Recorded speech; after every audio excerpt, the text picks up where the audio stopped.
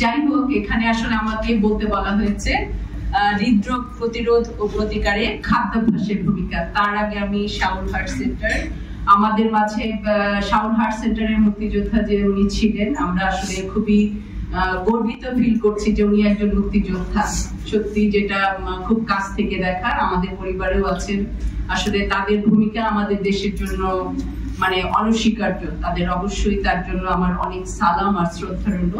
আর এখানে শাওন হার্ট সেন্টারে যারা রয়েছেন, সাথে রয়েছেন ডক্টর জাবির, তাকেও অসংখ্য ধন্যবাদ। ধন্যবাদ শাওন হার্ট সেন্টার এবং পুষ্টিবিদ ফাউন্ডেশন। ধন্যবাদ আমার সামনে যারা বসে আছে আমার কলিগ, তাই না? কেউ হয়তো ভবিষ্যতে যারা ইন্টার্ন করছে তারাও আমার কলিগ হবে একসময়।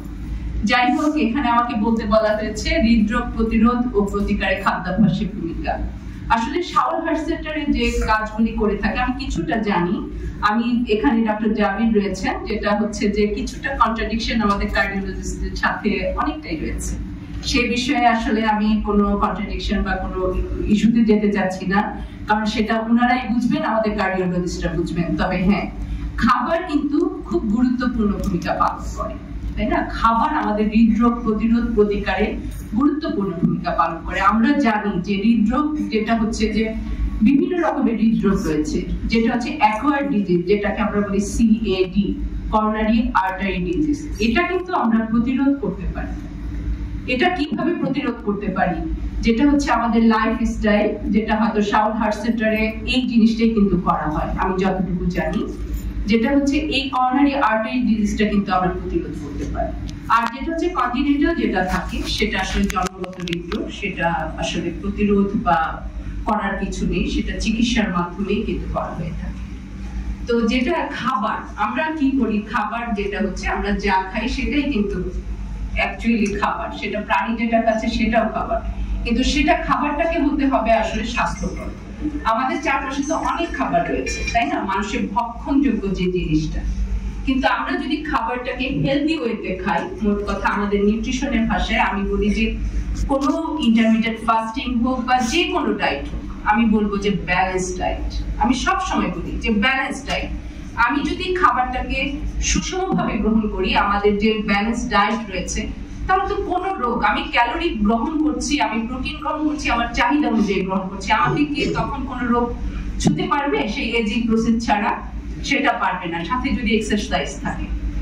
সেরকম করোনারি আর্টারি ডিজিজ কিন্তু আমরা প্রতিরোধ করতে পারি, সেটা আমাদের খাবার এবং লাইফস্টাইলের মাধ্যমে। প্রথমেই আমি যেটা বলবো কার্বোহাইড্রেট নিয়ে।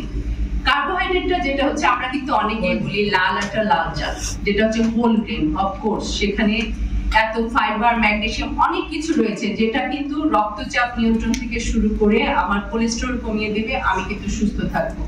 কিন্তু এটাও তো কথা, সবাই কি হোল গ্রেন ইউজ করতে পারে?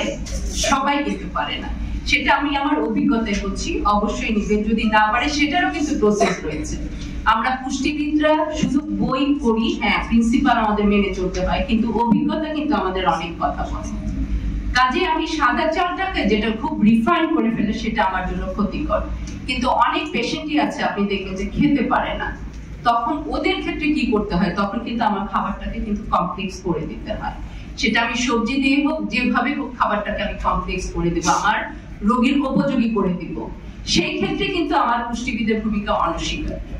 আমি আসলে যখন আমি একটু ছোট ইন্টারাপ্ট করি, যেটা আমি যখন জয়েন করেছি তখন অনেকেই ছিল, আলো আপা ছিলেন, শানের আপা ছিলেন, ওনাদের আমি কম পেয়েছি।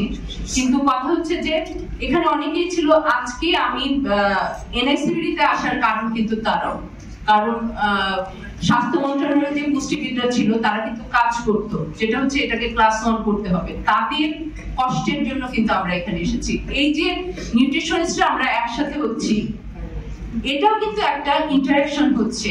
অন্তত পক্ষে আমাদের চিকিৎসক সহ সকলেই, আমি চিকিৎসকটা এই জন্যই বললাম, আমরা কিন্তু এখনো ফেস করি যে আমরা খাবার যখন ডায়েট চার্ট করি, এখনো তাদের সাথে কিন্তু আমাদের অনেক কিছু ফেস করতে হয়। আমি সেটা বলবো না, অনেকেই খুব ভালোভাবে নেন, হ্যাঁ অনেকে ভালোভাবে নেন, অনেকেই কিন্তু একজন পুষ্টিবিদের ডায়েট লিস্টের কিন্তু অন্যজনকে দিয়ে দেন, যেটা এখনো হচ্ছে।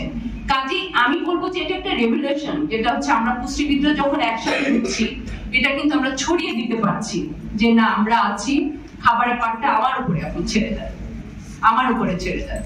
কাজে আমাদের উপরে যদি খাবার পাটটা ছেড়ে দেওয়া হয়, অবশ্যই আমরা হৃদরোগ প্রতিরোধে কিন্তু অনেকটুকু ভূমিকা নিতে পারবো। যাই হোক, আমি আমার কথায় ফিরে যাই। সেটা এই জন্যই বলা যে পুষ্টিবিদের ভূমিকা প্রতিটা জায়গায় কিন্তু অনস্বীকার্য। সেটা আমাদের আসলে সবাইকে একজোটে কাজ করতে হবে।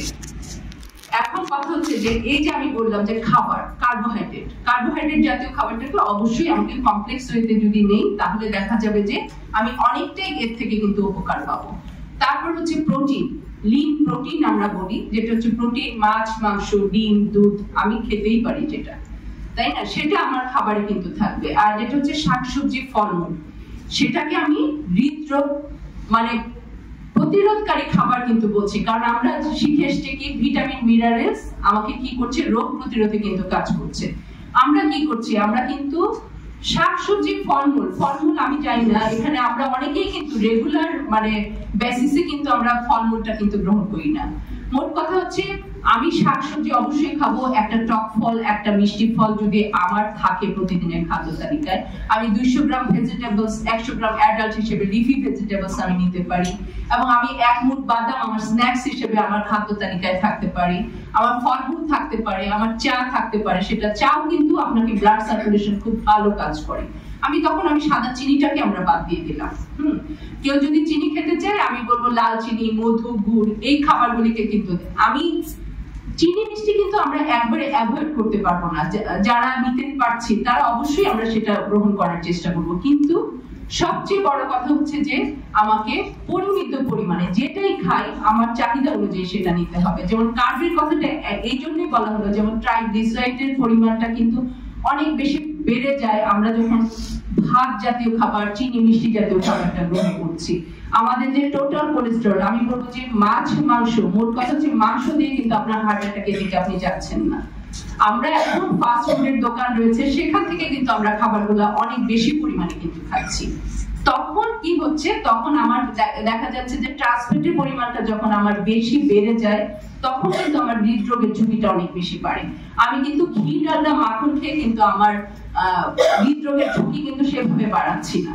আমার যে গ্রামে গঞ্জে যে আমার এখানে যে রোগীরা আসে, মোট কথা হচ্ছে যে একদম লোয়ার ক্লাস থেকে শুরু করে হায়ার ক্লাস পর্যন্ত আসে, এবং সেখানে দেখা যাচ্ছে যে অনেকেরই কিন্তু ট্রাইগ্লিসারাইডের পরিমাণটা কিন্তু অনেক বেশি। তখন ডেটা নিয়ে দেখা যায় সে ভাত যতটা পরিমাণে খায়, তার আসলে প্রোটিন যোগান দেওয়ারও কিন্তু সেই সময় সামর্থ্যটা থাকে না, সেই অনুযায়ী সে নেয় না। কাজেই আমি ভাতকে দোষ দিব না বা রুটিকে দোষ দিব না, এখানে হচ্ছে পরিমিত পরিমাণে কিন্তু আমাকে গ্রহণ করতে হবে, আমার চাহিদা অনুযায়ী গ্রহণ করতে হবে। মাছ, মাংস আমাকে নিতে হবে, 1-2 টুকরা মাছ, মাংস থাকতে পারে, শাকসবজি, ফলমূল থাকতে পারে। মোট কথা একটা ব্যালেন্স ডায়েট দিয়ে কিন্তু আমি আমার হৃদরোগটাকে কিন্তু প্রতিরোধ করতে পারছি।